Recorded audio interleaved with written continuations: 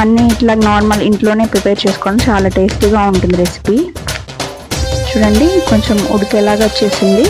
మీకు ఎంత క్వాంటిటీలో కావాలో అంత కన్సిస్టెన్సీలో కావాలో అంత కన్సిస్టెన్సీలో తీసుకోండి. కొంచెం మగ్గాక ఇట్లా మనం దంచుకున్న పౌడర్ అయితే ఇట్లా వేసేసుకొని ఒక 20 మినిట్స్ అయితే కుక్ చేసుకోవాలి. బాగా ఈ మసాలా అంతా పీసెస్కి అండ్ పులుసుకి ఉప్పు కారం అంతా బాగా ఉడికి ముక్కకు బాగా పడుతుంది. అప్పుడు మన చేపల పులుసు చాలా టేస్టీగా ఉంటుంది. చూడండి దగ్గరకు వచ్చింది. మసాలా వేసినాక కొంచెం బాగా చిక్కగా అయిపోతుంది పులుసు. ఇంకా 20 మినిట్స్ 25 మినిట్స్ అట్లా ఆన్ చేసి మీరైతే ఇట్లా కొత్తిమీరతో గార్నిష్ చేసేసుకుంటే మన నెల్లూరు చేపల పులుసు రెడీ అయిపోతుంది. చాలా టేస్టీగా ఉంటుందండి. మీరు ట్రై చేయండి. ఎలా ఉందో కామెంట్ చేయండి. మన ఛానల్ ఇంకా సబ్స్క్రైబ్ అవ్వకపోతే తప్పకుండా సబ్స్క్రైబ్. Thank you.